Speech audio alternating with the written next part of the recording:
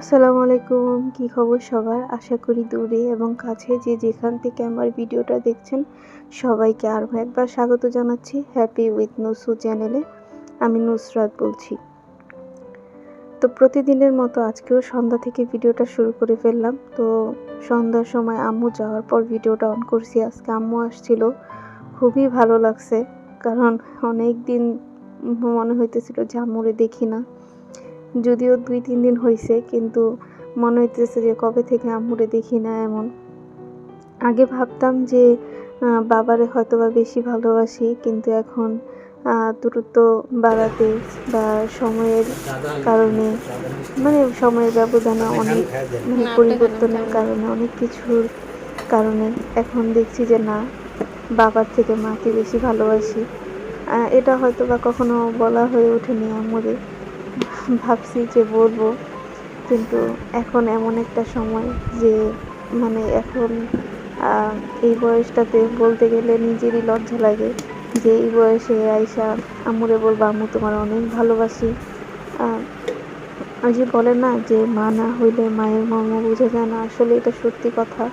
মুরব্বীদের প্রত্যেকটা কথাই সত্যি, মা না হলে মায়ের মর্ম বোঝা যায় না। আজকে যারা রেজানের চুল ফালাইছে ওর ফুপি, তো চুল ফালানোর পর ওরা একটু কান্নাকাটি করতেছিল, তবে একটা লম্বা ঘুম দিছে। ঘুম দিয়ে ওঠার পর দেখলো যে নানু আসছে। ওরা তো মহা খুশি, বিশেষ করে যারা তো দেখা কি হাসি দিছে মাশাল্লাহ। আর আম্মু এহসানকে আবার ঘুম পাড়ে রেখে গেছে, ঘরে এহসান আছে। আর এখানে যে পেয়ারাটা, এটা আম্মু আনছে। তো আমি যাইতেছিলাম রান্নাঘরে পেয়ারা কাটার জন্য। যাওয়ার সময় দেখলাম যে ফুপি আম, তারপর সবেদা না আরও কি জানি ফল, এগুলা কাইটা রাখছে। তো যাই হোক, এই ফল আমি অবশ্য খাই না। দেখলাম যে কি কাইটা রাখছে। এখানে কচুরমুখীটা ছিলা রাখছে, সিদ্ধ করে রাখছে, ওগুলা ভর্তা বানাবে। আর কাঁঠাল বিচি ভর্তা করা হয়েছে। এখানে পেয়ারাটা দেখতেছিলাম যে ধুইয়া কাটবো। আসলে দেখতে উপর দিয়ে সুন্দর দেখা গেল, ভিতরে পোকা ছিল। আসলে বলে না যে উপর দিয়ে ফিটফাট, ভিতর দিয়ে সদরঘাট। এটা সত্যি কথা যে পেয়ারাটা বাইরে থেকে কি সুন্দর দেখা যেতেছিল, ভিতরে ছিল পোকা। কিছু কিছু মানুষ এমন আছে দেখতে খুবই সুন্দর, তার ব্যবহারও খুবই ভালো। আসলে যে সাথে থাকে সেই বুঝে যে মানুষটা কেমন। আশা করি আপনাদের প্রত্যেকের লাইফে এরকম হয়তোবা ঘটছে। আপনারাও জানাবেন যে আপনাদের লাইফে এরকম ঘটছে কিনা, যে দেখতে খুব সুন্দর দেখা গেল, আসলে যে থাকে বা ওই মানুষটার ভিতরটা খুবই খারাপ থাকে। ওইটা হয়তোবা অন্য কেউ বুঝে না, পরে আস্তে আস্তে মিশার পর বোঝা যায়। এরকম প্রত্যেক মানুষের লাইফেই হয়তোবা থাকে। তো এই পেয়ারাটা কাইটা নিতেছিলাম। কাইটা নেওয়ার পরে ভিতরে যে বিচিগুলা থাকে পেয়ারার, ওইগুলো আবার আমার শাশুড়ি খাইতে পারে না। উনি খাইতে পারে না এই কারণ ওগুলো খুবই শক্ত থাকে, আর ওনার দাঁতে একটু সমস্যা আছে, এই কারণে উনি খাইতে পারে না। তো আমি ভিতরের বিচিগুলা ফালাইয়া ওনার জন্য আলাদা করে কাইটা নিব। আর আলহামদুলিল্লাহ আগে থেকে উনি এখন অনেক সুস্থ আছে। আর সবাই দোয়া করবেন যাতে খুব তাড়াতাড়ি সুস্থ হয়ে যায়, কারণ উনি খুবই অসুস্থ থাকে, শরীর খুবই অসুস্থ থাকে। আর হবে বাই না কেন, এত বড় একটা অপারেশন হয়েছে, কেই বা সুস্থ থাকবে। তো আল্লাহর কাছে দোয়া করি আল্লাহ যাতে ওনারে তাড়াতাড়ি সুস্থতা দান করে। আর এখানে রাত্রের খাবার দেখতেছিলাম কি রান্না করা আছে। ডাল রান্না করা আছে, তারপরে ধুন্দুল দিয়ে চিংড়ি মাছ দিয়ে রান্না করছে। আর এখানে সুজি বাবুদের জন্য দিয়ে রাখছিলাম, ফুপি যাতে বসায় দেয়। ওদেরকে ভাবছি যে সুজিটা খাওয়াবো, যদিও যারা সুজি খাইতে চায় না, তবে আজকে খাওয়ানোর চেষ্টা করব। আর এখানে হচ্ছে আমার বড় ভাবি আর বড় ভাইয়া কক্সবাজার গেছে, তো ভাবি ভিডিওটা দিছিল, তো আমি আবার আপনাদের সাথে শেয়ার করলাম। খুবই ভালো লাগতেছিল দেখতে, আর মনে হইতেছিল ইস কবে যাব। বিশেষ করে গোল্ডেন কালার মাছগুলা দেখতে খুব ভালো লাগতেছিল। আর এখানে হচ্ছে যে বাইং মাছ, তো ভাবি আবার বলতেছিল কে বাইং মাছ পছন্দ করে।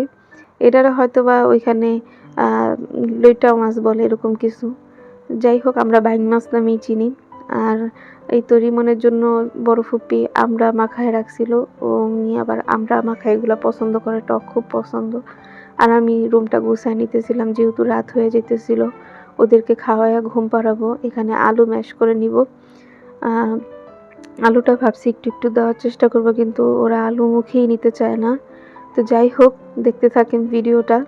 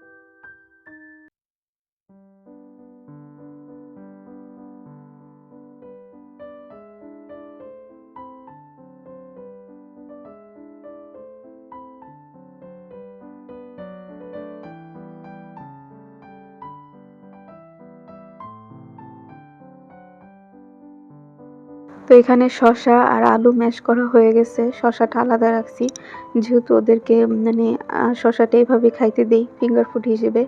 আর আলুটা ম্যাশ করে রাখছি যে একটু একটু করে দিব, দেখি খায় কিনা। তো আলু ম্যাশ করার পরে ভাবলাম যে এগুলা ঢাইকা রাখি। আর ওর ফুপি আজকে কলা, কেক এগুলো নিয়ে আসছিল, ওইখান থেকে ওরা কেকও খাইছে মাশাল্লাহ দিলে। আর কলাটা খাওয়াইনি, কারণ সাগর কলা আনছে, সবরি কলা হইলে খাওয়াইতাম। সাগর কলা নাকি ঠান্ডা। আর ভাবলাম যে বিছানা ঘর এগুলা গুছাই নিই, যেহেতু ওদেরকে ঘুম পাড়ায় দিব। আর এখন ওরা ওই রুমে আছে, ওর দাদা দাদির রুমে। তো এই ফাঁকে আমি ভাবতেছিলাম যে রুমটা গুছাই নিই, খাটটা ঝাড়ু দিয়ে রুমটা গুছাই নিই, কারণ ওদের আবার ঘুমের ঠিক ঠিকানা নেই। যদি শোয়াই দেই তাহলে এক ঘুমে সকাল, আর নয়তো যদি জায়গা যায় তাহলে রাত্রে আর ঘুমাইতে চায় না, 3টা 4টা বাজে যায়, তাও ঘুমাইতে চায় না। তো যাই হোক, সবাই দোয়া করবেন, যে যেখানে থাকেন আমাদের জন্য দোয়া করবেন। আর জানাবেন কার কার টুইন বেবি আছে, এরকম কে কিভাবে দিন পার করতেছেন কমেন্টে অবশ্যই জানাবেন। কিভাবে খাবার দেন ওদেরকে, কিভাবে মেনটেন করেন, জানালে খুবই খুশি হব আর উপকৃত হব, যে কিভাবে ওদেরকে যত্ন নিতে হবে। আপনাদের থেকে মানে শিখবো অনেক কিছুই শেখার আছে। যেমন প্রথম আমি যখন ভিডিওটা করি, প্রথমে এত কিছু বুঝতাম না, কিন্তু ভিডিও করতে এখন আস্তে আস্তে বুঝি কোনটার পর কোনটা দিতে হবে, কিভাবে এডিটিং করতে হবে। তো যাই হোক, সবাই দোয়া করবেন আমাদের জন্য।